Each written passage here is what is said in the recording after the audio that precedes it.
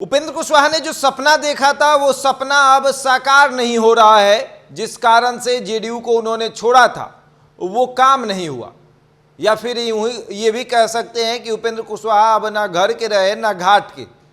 JDU से अलग होकर तो पार्टी बना दिया, पार्टी को अब एनडीए में मिलाना चाहते हैं, यानी गठबंधन में शामिल कराना चाहते हैं। और भाजपा के बड़े नेता केंद्रीय गृह मंत्री अमित शाह से उन्होंने मुलाकात भी कर लिया। मुलाकात करके ये भी कह दिया कि हम तो मिल लिए हैं, आप लोगों को जो कयास लगाना है लगा लीजिए। चेहरे पर खुशी दिख रही थी, लेकिन वो खुशी कुछ ही क्षण के लिए थी। आपको बता दें कि सूत्रों से मिली जानकारी के अनुसार भाजपा ने 2024 लोकसभा चुनाव के लिए उपेंद्र कुशवाहा को मात्र एक ही सीट दिया है। उपेंद्र कुशवाहा को बड़ा झटका तो लगा है, लेकिन वो भी अब सोच रहे हैं कि कर भी क्या सकते हैं। जेडीयू को तो हमने छोड़ दिया, अब विकल्प है एनडीए। अब एनडीए में शामिल होंगे, अगर एक सीट दे रहा है तो चलिए ठीक है।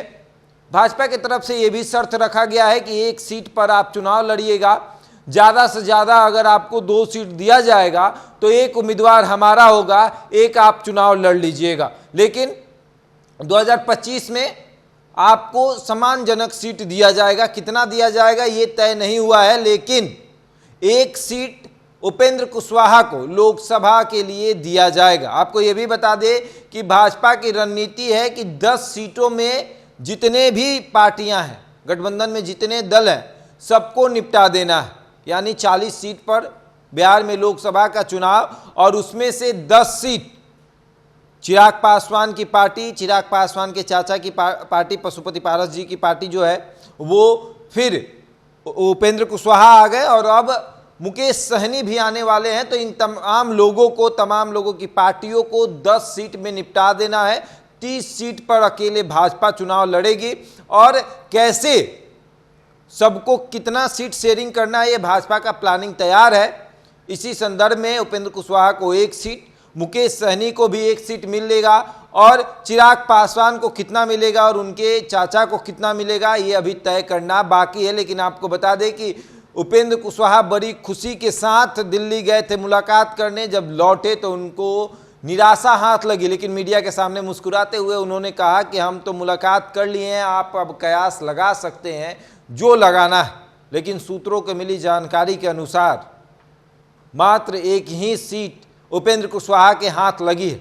नीतीश कुमार के साथ अगर रहते, अगर जेडीयू में रहते तो हो सकता था इससे बड़ा कुछ उनके साथ होता। एक सीट तो जेडीयू भी उनको देती है, और ऐसे भी जेडीयू की तैयारी भी थी कि उपेंद्र कुशवाहा को लोकसभा का चुनाव लड़ाया जाएगा।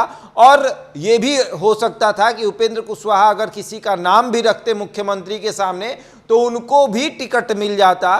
तो ऐसे तो उपेंद्र कुशवाहा के 2-3 लोगों को जानने पहचानने वाले को टिकट मिलता, लेकिन अब उपेंद्र कुशवाहा जिस लालच में पार्टी बनाकर एनडीए में शामिल होने गए हैं वो लालच पूरा नहीं हो पाया, और अब मजबूरी है भाजपा के साथ जाना, एनडीए के साथ जाना, क्योंकि अकेले चुनाव लड़ेंगे तो दूर दूर तक दिखाई नहीं देंगे। इसलिए उनका लगता है कि अब गठबंधन में ही रहते हैं और एक सीट से ही समझौता करते हैं। 2025 में देखा जाएगा क्या होगा।